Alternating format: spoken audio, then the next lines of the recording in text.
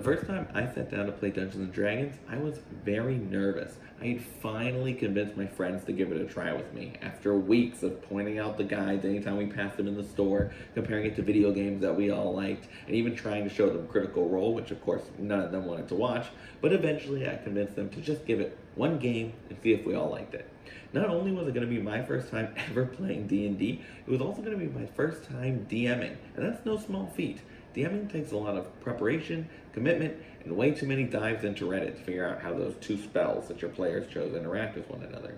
So here are a couple of tips for first-time DMs or experienced DMs that are always looking for ways to improve that I wish I had known the first time I sat down to play, that will hopefully help you run not just your first session, but many, many successful ones to come. Let's get started. It can be really, really tempting to just grab your friends, grab your dice, and get started playing D&D. I mean, that's what I did the first time that I played. But if you've never played before, or you're playing with people that maybe you don't know all that well, I would really suggest holding what's called a session zero. A session zero isn't a real session of play, but instead it's a time for you and your players to gather together and discuss your expectations for the game. So one, that means you can kind of get on the same page about what type of game of D&D you want to run. Do you want a more roleplay heavy game, or do your players want to just start slaying monsters and grabbing loot? Do you feel really comfortable talking in character, or do folks expect to maybe start in the third person and ease into it, or maybe not too much role playing at all? It also gives you and your players a chance to discuss what makes them uncomfortable, both in real life and in role playing. You don't want those things to be brought up in the moment at the table, then all of a sudden their player's shutting down or they feel really uncomfortable. The last thing you want to do is drive people away from your game when you could have just had a conversation first about what their boundaries are and what they don't want to see play out at the table. A session zero is also your chance to just get everybody really excited about the game that you're going to run. Maybe your campaign involves demons and demon lords that are scourging the land, and your players can all decide, well, why do they want to take up that quest? What about these demons makes them want to go out and start slaying them? It's your chance to get everybody on the same page and get them really excited about the game you want to run. There are lots and lots of resources out there for how to run a good session zero, like what questions you should ask and how to properly set boundaries and expectations for your game. So definitely check some of those out, and whether you're playing with your best friends or people you just met online, hold a session zero. Besides, it'll give you another week to prep and do the actual preparation for the game that I know you're putting off. Because if you're watching this video and you're anything like me, you should be prepping right now and working on your notes. So go work on those notes right now. When I first started DMing, I left character creation up to the players, which meant I was kind of clueless when it came to how to actually build a character. Sure, I knew how to roll for stats, but if you asked me what a proficiency bonus was or what they should add to their saving throw, I was kind of clueless. Now, I know most people have played D&D before they start DMing, but if you're like me and you're diving right in with your very first game of D&D being your very first time DMing, I would strongly suggest building a couple of characters in your free time. Not only will that help you learn about what classes and races are available to your players, but it'll also teach you some of the fundamentals of D&D. A lot of it comes through character creation and knowing exactly what your players do when they make an attack with a dagger, for example, will help you better answer those questions and better be prepared for when your players inevitably aren't. So don't be like me, build a couple of characters and understand the basics of character creation. I have a confession to make. The first time I played D&D, I didn't even own the player's handbook. I had never read it. I had picked up the rules from watching YouTube videos and actual plays. In fact, I didn't own any of the core books of the game. I didn't have the monster manual, I didn't have the DM guide, I didn't have anything. But my first session went pretty well. It's because I picked up on very quickly what matters more than knowing every single rule is knowing how to make rulings on the fly. If you get bogged down in the minutia of D&D and trying to look up every single little rule and trying to figure out exactly how to run things by the book, you're going to have your sessions grinding to a halt as you pull out the player's handbook and you flip through it again and again and again and again and again. What's so much more important is learning to just make a ruling on the fly, call for some kind of roll, and then going with it. For example, your player wants to jump up on a ledge and you don't know the exact jumping rules, just have them roll an athletics check. They want to vault over a table and try to stab some guy as part of the attack. Now, I don't know if that's allowed or not, but roll an acrobatics check, and if you roll high enough, I'll give you advantage. Part of the fun of DMing is getting to make those calls, getting to adjudicate and judge the game as it goes. And look, you should definitely try to learn the rules, and now years later, I've certainly learned my fair share of them. But you can always look stuff up in between sessions and then let your players know how you're going to rule it going forward. So don't get bogged down by the rules. The rules are a tool to help you run the game, but learning the skills and learning how to make rulings on the fly is so much more important than knowing exactly what carrying capacity your player characters get. If there is one aspect of the game where I would recommend spending a little bit more time ironing out the rules, it would be combat.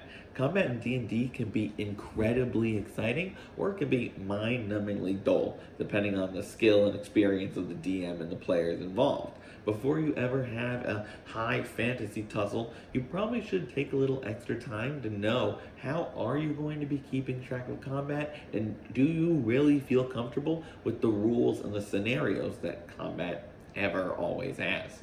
For example, how are you keeping track of initiative and the health of your monsters? Are you actually really comfortable reading monster stat blocks? That is a lot of text. Do you know what it all means? How about the battlefield itself? Are you doing everything with theater of the mind? Or are you going to be using miniatures and keeping track of all that while you're playing?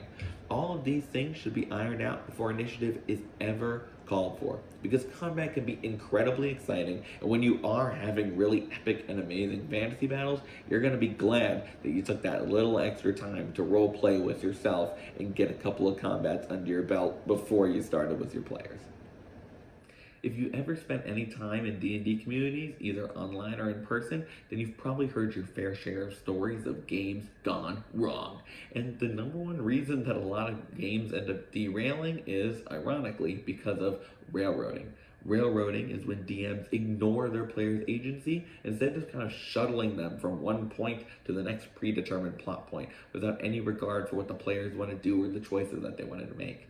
Railroading is such a big boogeyman in the D&D community that a lot of new DMs are afraid to give their players any kind of direction, instead just sort of dropping them into the city and being like, okay, what do you want to do? Where do you want to go? And then floundering when their players are confused for what are we doing here? What is the story? Where should we be going? Giving your players a direction or a goal from the outset is okay. If you want to send them on a quest to go fight a troll that's been terrorizing the city, you can do that. If you want to have them discover an ancient temple full of undead, that's okay. You can give them a direction from the outset, but how the players tackle whatever goal you've given them should be up to them. Maybe instead of fighting that troll, they try to talk to it, negotiate with it. Maybe to get to that temple, they steal the map from the local cleric that leads right there, rather than asking them for it.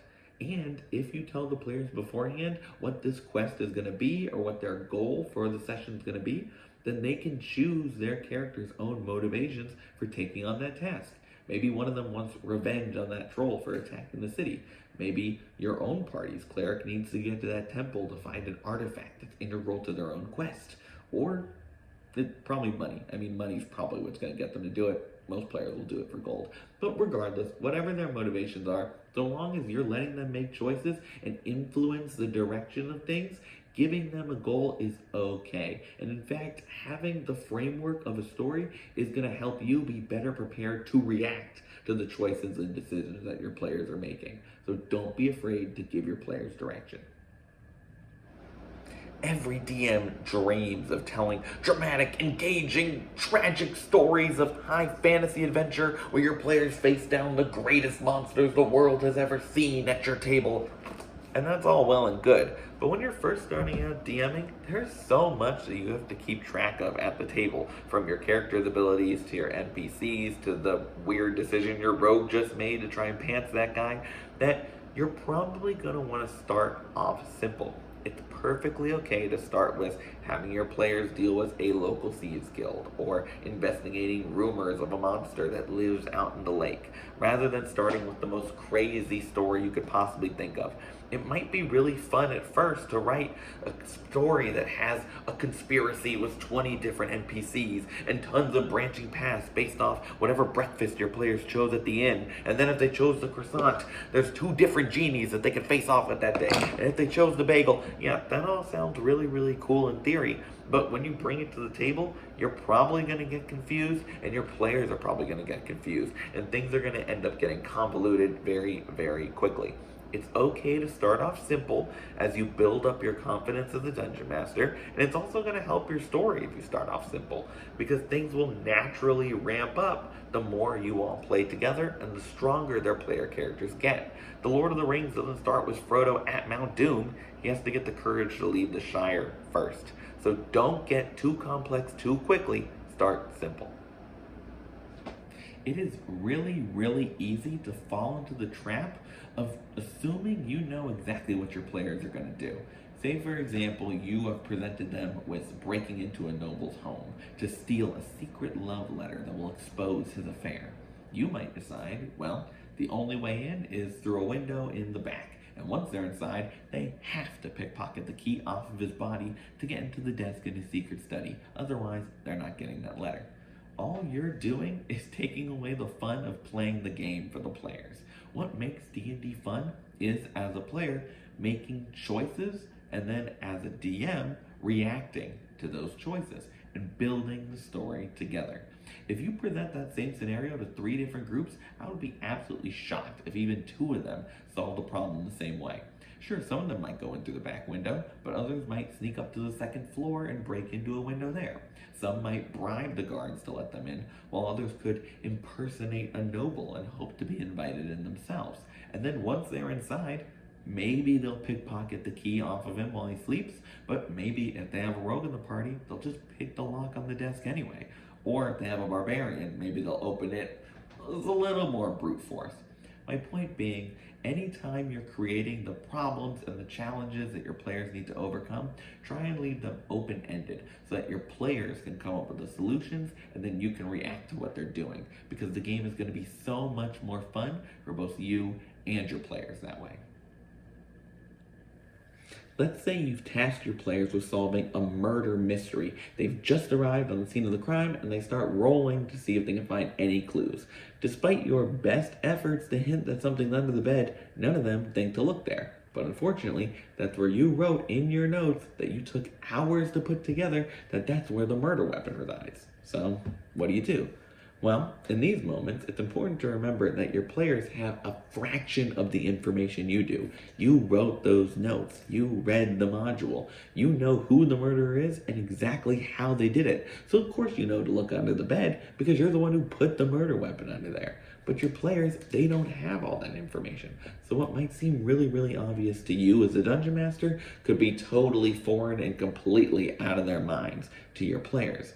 So instead, it's important to remember that nothing is true until it comes up at your table. That murder weapon could be behind the wardrobe, or maybe it's outside, having been tossed out the window, where the druid is currently searching as a spider because I guess they have more eyes. It made sense to them in the moment. My point being, you're not beholden to what you wrote in the notes. I've oftentimes changed up adventures, quest lines, entire character motivations in the moment because what my players were doing was different than what I had planned. And sometimes what they're suggesting or what they're thinking is straight up better than anything I could have prepared. And when you have those moments where you shift things around, it's not only going to help your story run smoother, but it's going to help your players feel like that story was more organic and that they had a real hand in how things played out. So don't be beholden to your notes. Make your notes and your planning work for you. I'm going to let you in on a secret. You will probably never feel ready for your first time DMing. And that's okay, because I certainly didn't. The only way to get good at something is to practice it, and that means running sessions and actually getting experience improvising when your players veer way off course. Your first session probably won't be perfect, and that's okay. As long as you're willing to take the good with the bad and learn from it, you're going to be well on your way to building confidence and running even better sessions in the future. I remember my first session when my players first did something that I was not prepared for. They wanted to find a cartographer to see if they knew anything about the woods that I had tasked them with exploring. So I had them roll investigation, and they rolled pretty well. So I started making things up. I talked about how they found a cartographer shop, and there were maps all over the walls of different places in the world, and how they were more than happy to talk to them about the woods and the things that they discovered about it, including that there were twig blights out there, which was one of the encounters that I had planned for them. At the end of it, I felt like a huge weight had been lifted off my shoulders. Even that tiny little interaction was enough for me to realize, I got this. I can do this. I can improvise. I can make stuff up on the fly. And the more that I run the game for years now, the more my confidence is built up and the more great sessions I've gotten under my belt. And trust me when I say that nothing feels quite like running a really great session of D&D. So my best advice for you is just get it over with. Run your first session, and I promise it's going to be better than you think, and they're only going to keep getting better. I hope you really enjoyed the video, and I hope that you found some of these tips useful, whether you're a brand new DM or a veteran to the space. If you liked what you saw, definitely consider subscribing to the Bard's College. I plan on making a lot more content like this in the future, maybe even detailing some quests that you can use in your own games. So if you liked the video, definitely leave me a like and let me know in the comments what kind of videos you'd like to see, and also what tips you have for new DMs, for the veterans out there. But thank you so much for watching. Good luck, and remember, crit your players.